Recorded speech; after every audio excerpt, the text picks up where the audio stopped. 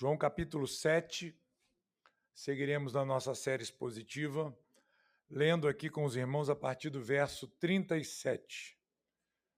João 7, 37 nos diz assim a palavra do Senhor.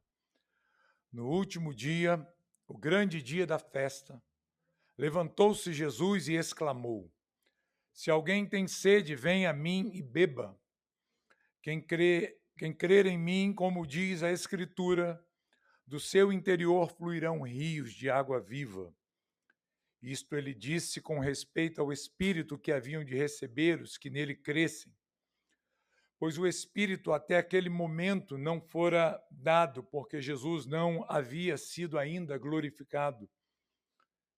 Então, os que dentre o povo tinham ouvido estas palavras diziam: Este é verdadeiramente o profeta. Outros diziam: Ele é o Cristo. Outros, porém, perguntavam: Porventura o Cristo virá da Galileia? Não diz a Escritura que o Cristo vem da descendência de Davi e da aldeia de Belém, de onde era Davi? Assim houve uma dissensão entre o povo por causa dele. Alguns dentre eles queriam prendê-lo, mas ninguém lhe pôs as mãos. Senhor Deus, nós te agradecemos pela tua palavra, que ela entre em nossos corações e nos abençoe ricamente, nos alimente, possa nutrir-nos de maneira especial nesta hora. Por meio de Jesus nós te pedimos. Amém. Se alguém tem sede, venha a mim e beba. J.C. Ryle, ele diz que este é um dos textos presentes na Bíblia que deveriam ser escritos com letras de ouro. Isso porque se tratar de um convite pleno, amplo, completo à raça humana. É um convite gratuito a todos aqueles que têm sede e precisam da salvação de Cristo Jesus. Essas palavras de Jesus, elas foram pronunciadas, meus irmãos, no ponto mais alto da festa dos tabernáculos. Elas foram ditas por Jesus no último dia da festa, que João apresenta no seu texto, no seu evangelho, como sendo o dia mais alto, o dia mais importante, no grande dia da festa dos tabernáculos. Jesus se aproveita de uma cerimônia que estava presente entre os judeus durante a festa, que consistia em cada um dos dias da festa, um sacerdote ir até o tanque de Siloé com um jarro dourado, um jarro de ouro, e ele então retirava a água do tanque de Siloé e saía em procissão com a multidão que o acompanhava naquele momento ali, até o templo, até o altar de Deus. O sacerdote ia cantando as palavras que estão presentes em Isaías, capítulo 12, versículo 3, que diz: Vós, com alegria, tirareis água das fontes da salvação. Esse era um costume que não está presente, não está narrado no Antigo Testamento para nós, mas era um acontecimento, uma cerimônia que estava presente na época de Jesus, no meio da festa dos tabernáculos. Nesta caminhada até o altar, ali no altar havia uma bacia de prata abaixo do altar. Então, esta água que era retirada lá do tanque de Siloé e vinha nesse jarro dourado pelas mãos do sacerdote que estava oficiando naquele dia, sendo acompanhado por uma multidão, ela era derramada nessas bacias de prata e o povo celebrava ao Senhor ali com esse ritual. Esse ato de derramar água, ele é interpretado nessa tradição como uma prévia daquilo que são chamados os rios escatológicos de água da vida, que estão previstos no capítulo 47 do profeta Ezequiel e também no capítulo 13 do profeta Zacarias. Os irmãos podem depois conferirem nas Escrituras esta profecia. Então, tudo indica que esse derramar de água era uma maneira de relembrar a promessa que havia sido feita pelo Senhor de fazer fluir de Jerusalém rios de águas vivas para todos os povos. Meus irmãos, é dentro desse contexto de festa, é dentro desse contexto de celebração, no último dia da festa dos tabernáculos, no 8º dia, onde esta cerimônia de retirada de água não acontecia. Essa cerimônia ela se repetia durante os 7 dias da festa. Mas no 8º dia, que era o dia de santa convocação, essa cerimônia não era realizada. E é exatamente nesse momento de cerimônia, é nesse dia em que a água não é derramada, em que o povo já está encerrando assim toda aquela semana de festividade, todo aquele momento de celebração, é que Jesus se levanta com essas palavras, ele se põe de pé entre a multidão e ele exclama em voz alta, ele diz: se alguém tem sede, venha a mim e beba. Irmãos, essas palavras são marcantes, de forma inevitável vai nos remeter à passagem também do profeta Isaías, que nós lemos, inclusive, no início do nosso culto, o texto que nós usamos aqui para conduzir a nossa liturgia nessa noite, Isaías 55, verso 1. Eu vou ler para os irmãos mais uma vez o texto que já foi lido no início. Diz assim, então, a palavra do Senhor: a todos vós, os que tendes sede, vinde às águas, e vós, os que não tendes dinheiro, vinde, comprai e comei, sim, vinde, comprai sem dinheiro e sem preço vinho e leite. Essas palavras de Jesus tão fortes, no momento em que a festa está se encerrando, talvez até, querido, já gerando uma certa saudade no coração das pessoas. Você consegue imaginar 7 dias de festa, festa intensa, de muita alegria, festa considerada a grande festa dos judeus ali, e a festa está se encerrando, é o último dia. O que acontece ali, meus irmãos, é que provavelmente o coração daquele povo já estava assim meio saudosista. O coração daquele povo já estivesse um pouco até entristecido. Poxa, acabou a cerimônia, acabou a festividade, agora nós vamos voltar para casa, nós vamos voltar para as nossas vidas. Agora, uma outra dessa só daqui a um ano. Vocês podem imaginar esse sentimento? Não é assim, mais ou menos, que a gente fica quando termina uma festa? Bem, quando a festa é boa, né? Quando a festa é boa, a gente fica sentindo assim, triste, puxa vida, já está acabando, já está na hora de ir embora. Quando a festa não é muito legal, a gente fica até ansioso para ir logo. Dá um jeito de dar uma desculpa e sair de fininho da festa. Mas não é o caso aqui. Os judeus estão ali celebrando com muita alegria. Só que, meus irmãos, a festa acaba. Aquela celebração, ela se encerra. Não há nem aqui mais esse momento de acompanhar o sacerdote despejando a água. E é nesse momento em que Jesus ele reacende as esperanças no coração daquele povo. Essas palavras ditas por Jesus aquecem os corações daqueles judeus que estavam ali no último dia da festa, ao dizer: se vocês têm sede, se alguém aqui tem sede, venha a mim e beba. Beba de mim. O que Jesus quis mostrar para aquela multidão com essa declaração, meus irmãos? O que significa ter sede aqui? Por que Jesus diz algo como isso?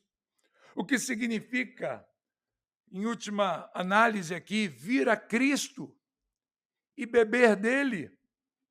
Ele é essa fonte inesgotável de vida para nós. É em Cristo que nós satisfazemos todas as nossas necessidades, todos os nossos anseios. Portanto, vir a Cristo, vir a mim, como Jesus disse aqui, beber significa reconhecer que eu tenho uma necessidade espiritual profunda, que há uma necessidade da minha alma. Vir a Cristo e beber dele significa crer nele como Senhor e Salvador da minha vida. Vir a Cristo ou ir a Cristo e beber dele significa apropriar-se de Cristo, unir-se a ele, recebê-lo e ser salvo por ele. Mas só pode ir a Cristo, só pode buscar a Cristo, ir até ele, aquele que reconhece que há uma necessidade dentro de si. Só o pecador convicto é que consegue enxergar que há em sua vida uma necessidade profunda de Deus, há uma necessidade profunda de se conectar com o Senhor. Um homem que não reconhece que é pecador, um homem que não reconhece que há uma necessidade espiritual em sua vida, ele jamais terá vontade de ser salvo, ele jamais irá a Cristo, a não ser que ele reconheça pelas Escrituras que ele está perdido, ele jamais desejará ser encontrado pelo Salvador que é Jesus, jamais.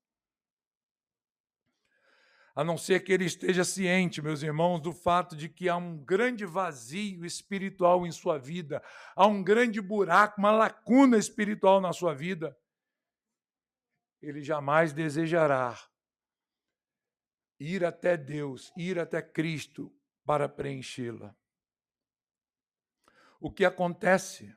Aquele que vai a Cristo e bebe dele.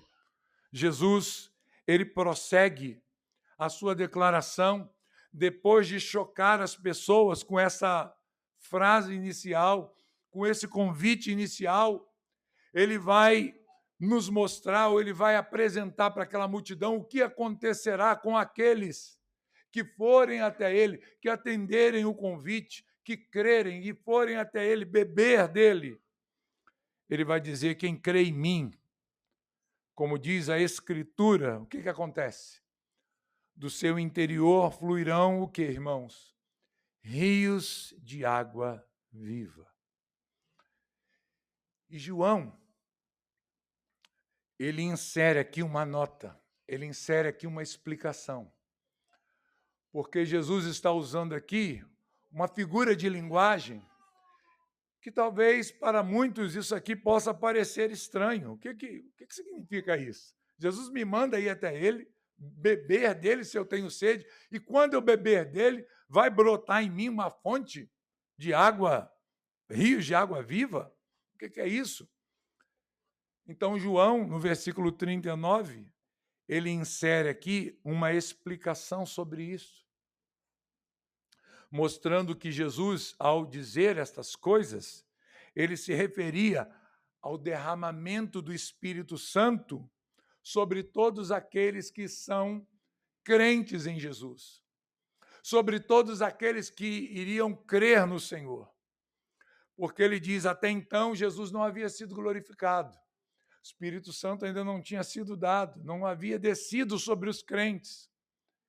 Então ele faz essa promessa: se você se achegar a mim, se você vir a mim, se você se achegar e beber de mim, haverá uma fonte jorrando dentro de você para a vida eterna. Rios de água viva fluirão de dentro de você. E o que é isso? É a ação do Espírito Santo, que trabalha e se move na vida de todo aquele que um dia foi até Jesus, atendendo este convite, e creu nele. E confiou na sua obra. Confiou naquilo que ele fez para a sua redenção. Queridos, o convite, o chamado de Jesus aqui, essa proposta que Jesus faz aqui, esse convite glorioso ao final da festa, ele produziu certamente, pela reação que nós olharemos aqui, uma profunda comoção nos seus ouvintes. como nós já vimos acontecer lá no final do discurso que ele faz sobre o pão da vida, quando ele diz: eu sou o pão da vida, quem de mim se alimenta jamais terá fome. Nós vimos aqui na nossa série expositiva que a multidão ela toma posições diante do discurso de Jesus. A multidão se divide com aquele discurso. E agora, no discurso que Jesus faz na festa dos tabernáculos, sobre a água da vida, os ouvintes de Jesus também apresentam diferentes reações. Mais uma vez, reações diversas aqui são apresentadas, despertadas e registradas por João. Como é que esses homens que ouviram esse apelo de Jesus responderam a este convite? Nós vimos, na semana passada, um outro grupo também se dividindo. Nós vimos que o discurso de Jesus ali no templo produz ali grupos divididos em seus pensamentos. E agora, ainda na festa, no último dia, depois dessa declaração, mais uma vez, João procura nos mostrar que a multidão que escuta a sua mensagem se divide.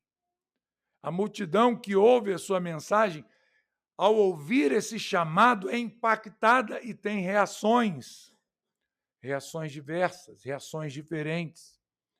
Na verdade, é exatamente isto que João está procurando nos mostrar, meus irmãos, desde o início do seu evangelho.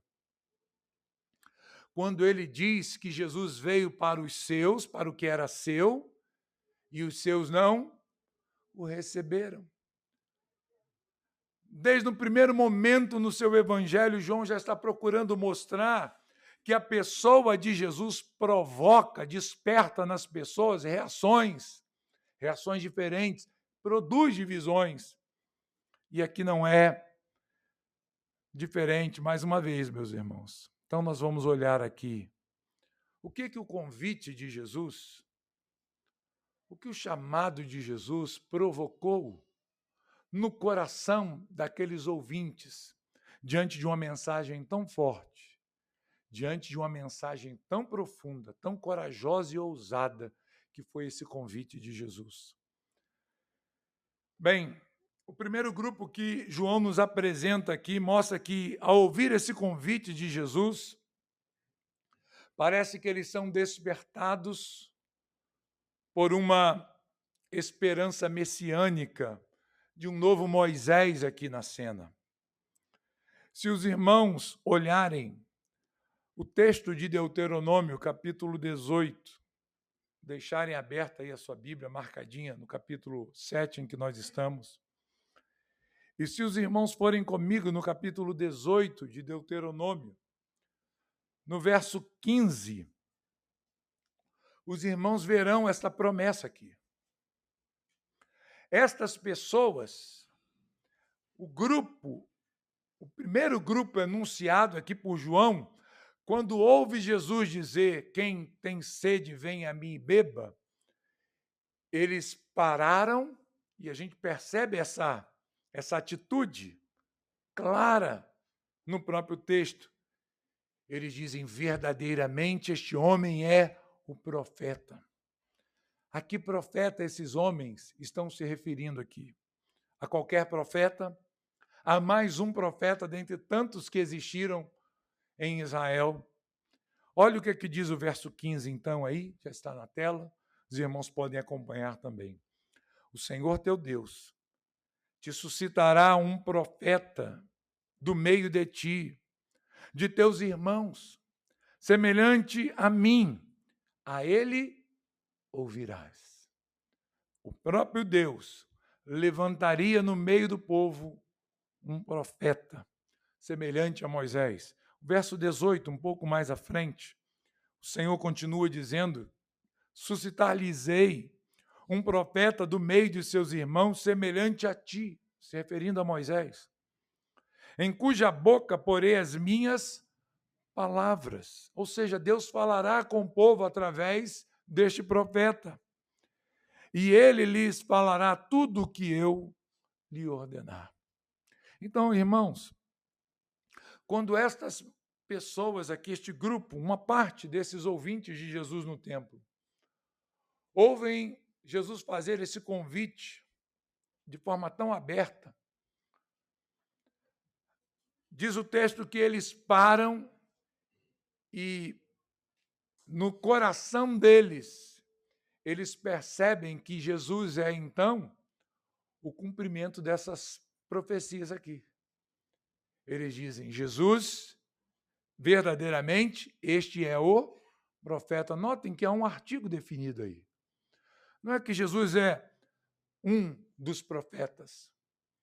Olha, esse homem realmente é um profeta entre nós. Não, eles estão definindo muito bem o que pensam a respeito de Jesus.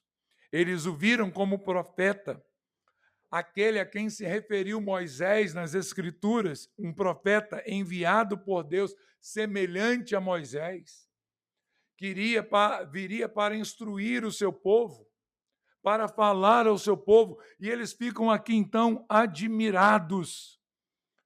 As palavras de Jesus causam essa reação, essa admiração. Provavelmente aqui, meus queridos, eles não estão vendo Jesus como o Cristo, como o Messias, não esse grupo. Provavelmente aqui eles olham para Jesus falar essas coisas, fazer esse convite, eles o veem como um grande líder, com aquele líder que foi prometido algo assim. Não deram o passo um pouco mais além de chamá-lo de o Cristo, o Messias. Portanto, o que está acontecendo aqui não foi um passo, ou não é um passo de rendição, mas eles viram Jesus simplesmente, em Jesus, algo diferente, algo que lhes chamou atenção. E certamente, ao dizer essas coisas e tendo feito tantos sinais, essas últimas palavras enchendo o coração do povo de esperança no último dia da festa, certamente despertaria reações assim.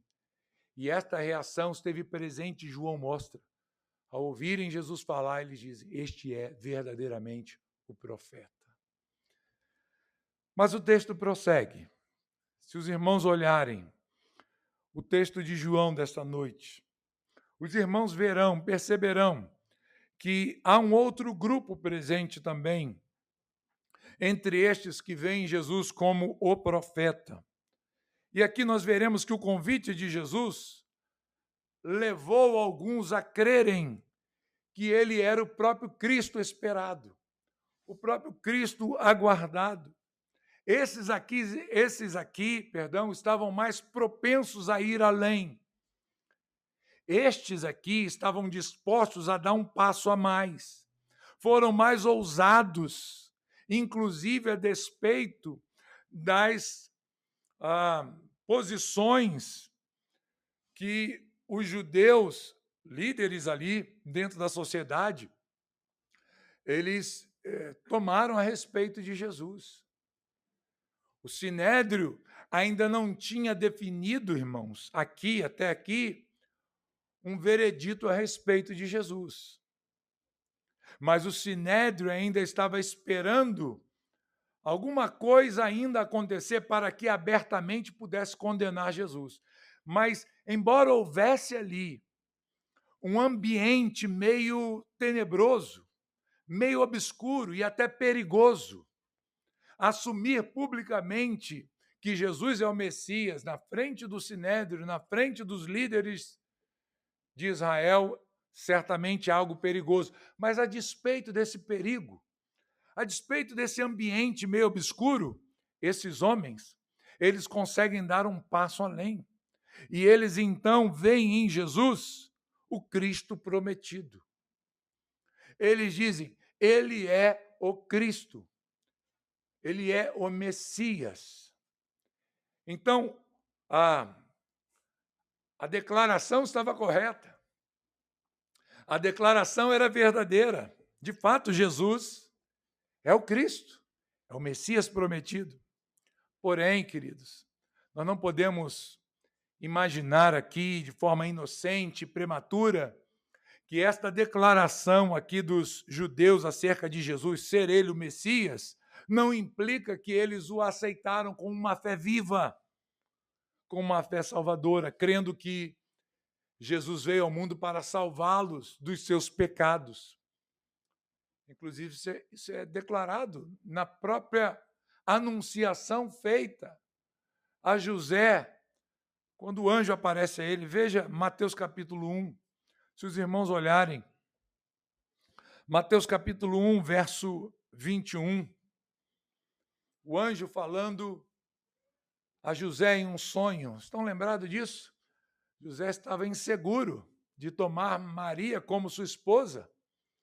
Mas o anjo apareceu para ele e falou: José, não fique preocupado, o que há nela é obra do Espírito Santo. E ele diz assim no verso 21, ela dará à luz um filho, e lhe porás o nome de Jesus. O que significa Jesus? Jesus significa Salvador. Esse é o significado do nome de Jesus, né? Lhe chamarás Jesus, porque ele salvará o seu povo dos pecados deles. Vocês percebem aqui, queridos, qual o propósito da vinda de Jesus ao mundo? Ele é o Messias. Ele é o enviado de Deus. Ele é o profeta que Deus haveria de enviar ao mundo. Ele é o Cristo, ele é o Messias, mas ele não é o Messias nos moldes que este povo aqui o viam. Essas pessoas olhavam para Jesus como Messias, o conceito de Messias que eles tinham, de Salvador, não era um Salvador dos nossos pecados, mas é um conceito que há na mente e na boca de muitas pessoas hoje. Jesus é o meu Salvador, Salvador dos meus problemas. É Ele quem me livra dos problemas que eu enfrento nessa vida. Então, se eu estou com um problema, eu vou até Jesus, eu oro a Ele, eu busco a Ele, Ele resolve o meu problema. Ele dá fim à minha luta, Ele é o meu Salvador. Era mais ou menos isso que esse povo pensava do Messias. Quem é o Messias? Quem é o Cristo prometido por Deus que viria ao mundo para nos salvar? A Ele é aquele que Deus enviará para nos salvar de Roma, para subjugar os nossos inimigos, para destruir o domínio romano de nós, fortalecer o reino de Israel, subjugar as nações e, a partir de Jerusalém, governar o mundo. Então, irmãos, percebam que para o judeu médio, o que a expressão Messias significava era exatamente isso. Um líder político, um salvador, que vai vir, vai assumir o trono, vai expulsar o exército romano, vai reger com um cetro de ferro, vai subjugar as nações e todas as nações vão ficar dobradas a Israel, subjugadas a Israel. Era isso que eles pensavam do Messias. Então, quando a gente vê esse grupo aqui, diante do convite de Jesus, dizendo ele é o Messias, ele é o Cristo, eles não estão pensando, este aí é o homem que vai tirar os nossos pecados. Este aí é o homem que vai nos livrar da condenação do inferno. Este é o homem que Deus enviou ao mundo para tirar os nossos pecados e nos lavar das nossas iniquidades e nos dar vida eterna. Eles não pensavam isso, eles diziam, esse é o homem que vai nos fazer parar de pagar impostos para Roma. Esse é o homem que vai nos fazer triunfar sobre os nossos inimigos. Nós deixaremos de ser escravos. Nós seremos os dominadores do mundo. Então, nós não podemos compreender essa declaração aqui como uma rendição em arrependimento ao Senhor. Esse é o sentido de Messias aqui na mente daquelas pessoas. Simplesmente um libertador político. Era isso que eles pensavam. E eles então se levantam e dizem, esse aí certamente é o Messias. A gente fica animado, né?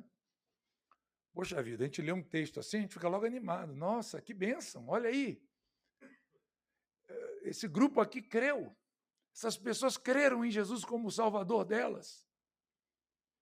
Mas não é bem assim. Bem, o texto vai nos caminhar, nós vamos prosseguir aqui, e nós veremos que o convite de Jesus produz uma outra reação. E é a dúvida, o questionamento. Diz o texto aí que houve uma dissensão entre eles, ou seja, houve um cisma. Na nossa linguagem hoje seria assim, houve um racha. Eles ficaram divididos. Havia no coração dessa gente aqui uma dúvida. Uns estão dizendo, ele é o profeta, e outros dizem, ele é o Messias, ele é o Cristo. E um grupo, parece que aqui é um grupo mais bem fundamentado na história, está dizendo assim, será? Será que realmente ele é o Cristo? Eles ficam aqui reticentes, né? Eles ficam, nós não queremos nos comprometer tão rapidamente. E eles usam aqui, irmãos, um fundamento bíblico para isso. Eles estão reticentes porque eles estão aqui, de certa forma, amparados pela palavra de Deus. Vocês já perceberam isso no texto? Já olharam no texto isso aí? Eles agem assim como uma cautela. Porque o que eles dizem? O que o texto diz? Volte o versículo anterior, quando eles afirmam, não diz a Escritura que o Cristo vem da descendência de Davi e da aldeia de Belém, onde era Davi? Olha o que a gente percebe aqui. Há um grupo que está com a dúvida. Há um grupo que tem uma dúvida, mas é uma dúvida, de certa forma, fundamentada nas Escrituras, porque eles não são levados pela multidão. Eles não são aqueles que acompanham os outros. Eles ponderam. Eles param e pensam. Não é porque todo mundo está falando que ele é um profeta e que é um Messias que eu vou dizer também. Espera aí, tem um problema na história. Qual é o problema na história? A Escritura diz que o Messias vem da casa de Davi, da aldeia de Belém. Você lembra do silogismo que nós falamos aqui na última ministração? Que aqueles judeus da perícope anterior fizeram? Nós conhecemos a Jesus. O Messias, ninguém sabe de onde ele vem, logo Jesus não é o Messias. Estão lembrados disso? Eles fazem aqui um silogismo também. Qual é a premissa maior deles? É uma premissa certa. Nós vimos, no exemplo anterior, que as duas premissas, a maior e a menor, estavam erradas. Então, o resultado só poderia ser um: Jesus não é o Messias.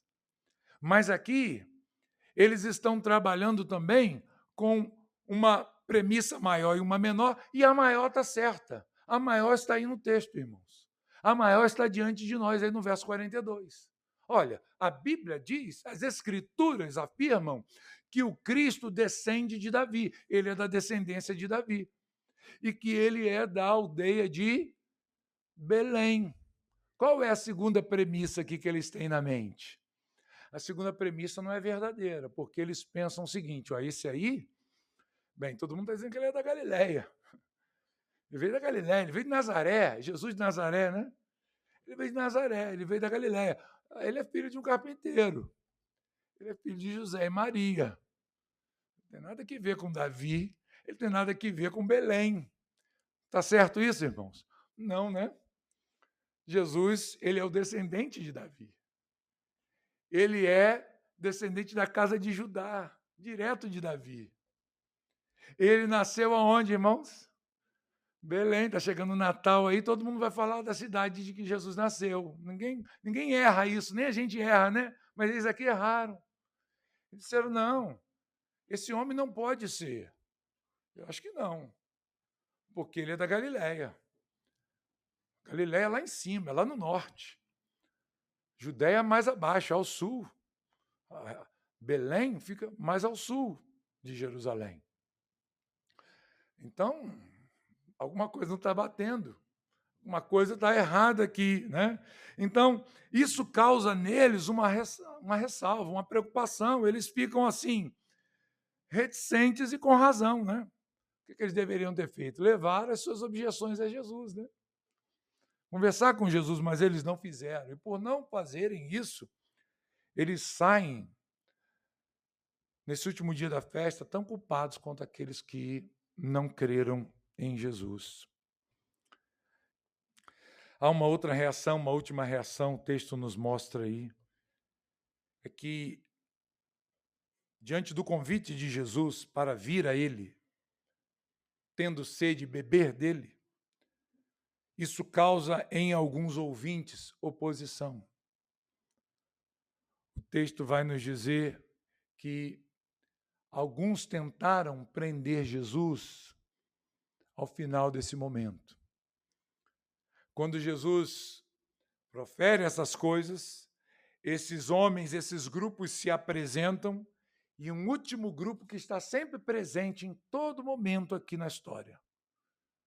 A partir de alguns capítulos que nós vimos lá atrás, mais precisamente já sendo apontado no capítulo 2, há um grupo que está insatisfeito com Jesus, que está querendo prendê-lo a todo custo. E este grupo aqui, ele, ao ouvir essas declarações, eles procuram fazer o quê? Prender Jesus. Conseguem? Está aí o texto, né? Não conseguem. Nós já vimos por que não conseguem, né? Porque não é chegada a hora. A hora vai chegar. Nós veremos lá na frente, bem lá na frente, em que Jesus dirá assim em sua oração: Pai, é chegada a hora. Glorifica o teu filho. Haverá um momento em que a hora vai chegar, mas aqui ainda não chegou. Jesus está controlando a situação perfeitamente e eles querem prendê-lo, querem colocar as mãos em Jesus, mas não conseguem. Então, apesar de todas essas reações, queridos, é importante a gente considerar isso aqui. Porque nós vimos aqui pelo menos 4 reações. Nós vimos aqui 4 reações ao convite de Jesus. Quem tem sede, vem a mim e beba. E apesar de todas essas reações aqui, umas mais distantes, como esta aqui, de se associar a Jesus, e outras mais perto, apesar de toda essa confusão aqui, no último dia da festa, essa turbulência, essa agitação apresentada pelos ouvintes de Jesus a esta declaração poderosa, nada nos é dito aqui em João, ou leva-nos a crer que alguém ali se apresentou e aceitou o convite de Jesus. É curioso, porque nenhuma nota de João, nenhuma referência, nada nos deixa ou nos faz pensar aqui que alguém se apresenta até Jesus e fala: eu tenho sede, eu quero beber dessa água, eu preciso desse alimento para a minha vida. Ninguém faz isso aqui. O que o texto nos ensina, irmãos? Algumas lições espirituais para a nossa vida, algumas lições práticas aqui. E eu queria extrair desse texto para a nossa vida. Nós aqui, 2000 anos depois, nós não estamos na festa dos tabernáculos, nós não estamos no mesmo contexto daqueles homens. Então, como que essa palavra, como é que esse convite de Jesus pode nos afetar na nossa vida espiritual? Eu separei aqui 3 ensinamentos que são claros desse texto, que foram extraídos desse texto, dessa passagem. O primeiro deles é que Jesus é a fonte de vida espiritual. A vida emana de Jesus. Esse ensinamento destaca que Jesus é a única fonte capaz de satisfazer essa sede espiritual da humanidade. Em nenhum outro homem vai conseguir satisfazer-se, se alimentar, se saciar. Ele não oferece apenas o refrigério para a nossa alma, mas o que ele está nos dizendo aqui é que ele promete uma transformação completa, interior, de dentro, aonde de dentro daquele que crê nele, que bebe dele, que se alimenta dele, flui agora rios de águas vivas, bênçãos para os demais, bênçãos para os de fora. Em Jesus, o texto nos mostra que o nosso anseio, toda a nossa busca, toda a nossa procura, todo o nosso desejo se encerra. Em Jesus, nós encontramos tudo aquilo que nós precisamos, toda a busca que o homem faz em coisas, em dinheiro, em paixões desse mundo e até mesmo nas religiões. Tudo isso se encerra quando o homem se encontra com Jesus. Isso nos mostra quão superior é Cristo de todas as coisas que esse mundo pode nos oferecer. Se os homens corressem para Cristo, se os homens ouvissem esse chamado de Jesus e reconhecessem que há uma sede neles, incontrolável, insaciável, que nada nesse mundo não tem dinheiro, não é família, não são bens, não são filhos, não é a realização pessoal, não são os prazeres e lazeres, diversões desse mundo que preenchem o coração do homem, mas é Cristo. Se o homem não entender isso, ele vai continuar a vida inteira dele procurando se satisfazer em coisas. Mas em Jesus, tudo isso se encerra. Ele é uma fonte inesgotável. E ele promete nos abençoar e nos transformar de tal forma de que de nós também jorrará essas coisas. Isso então nos ensina a buscar nele, e somente nele, o sustento espiritual que nós precisamos. Somente nele.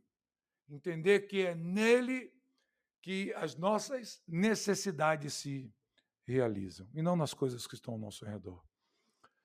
Um outro ensinamento que esse texto traz para a nossa vida é que o Espírito Santo é prometido àqueles que creem. Isso é bem claro aqui no nosso texto, no versículo 39.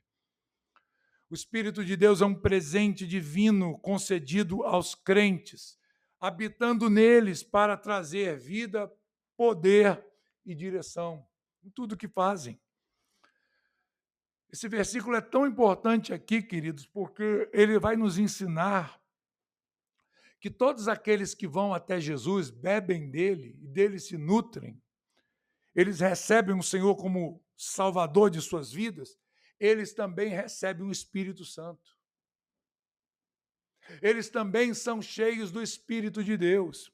Em outras palavras, não é verdade aquele conceito que alguns têm de que o Espírito Santo vem habitar nas pessoas algum tempo depois da conversão. Não, é imediatamente.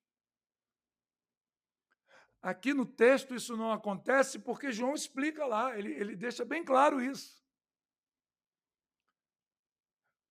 Isso vai acontecer porque Cristo ainda não havia sido glorificado. Mas isso é uma realidade na vida de todo crente, de todo aquele que coloca em Cristo a confiança da sua vida, entrega a Cristo a sua vida.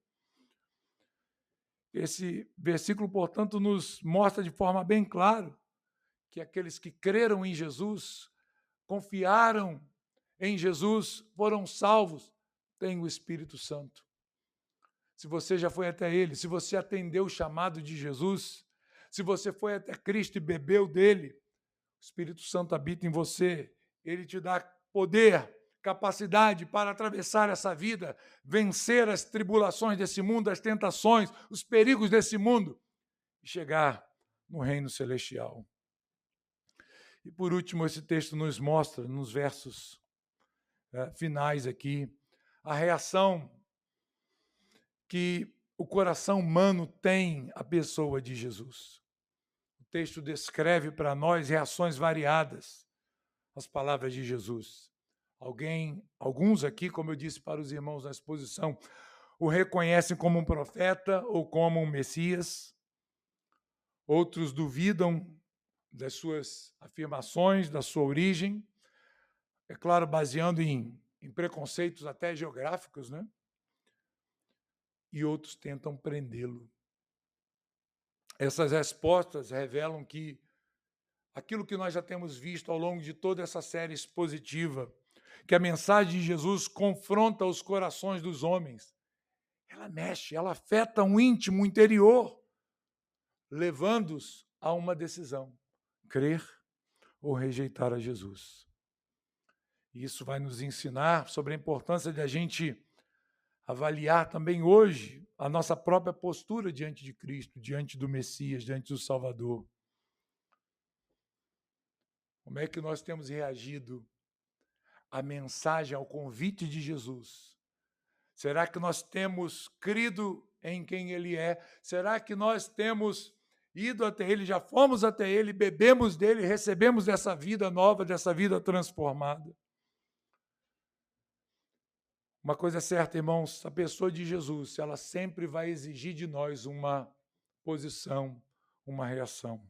A pergunta é: qual é a sua posição em relação a Jesus? Ainda hoje, esse convite continua sendo feito. Quando o evangelho é pregado, quando o evangelho é proclamado, Jesus está dizendo ainda hoje: se você tem sede, venha a mim e beba. Que a sua resposta, que a resposta de cada um aqui, não seja como a resposta ou as respostas que nós encontramos nesse texto aqui de hoje. Que nós não estejamos dentre aqueles que apenas tiveram uma visão superficial de Cristo, mas que cada um aqui, nessa noite, possa sair daqui convencido e convicto de que Jesus é o Salvador da sua alma. É aquele que veio ao mundo para morrer pelos seus pecados, pelos nossos pecados, e que nele nós temos vida eterna. Que Deus possa nos abençoar através da sua santa palavra. Vamos orar, irmãos.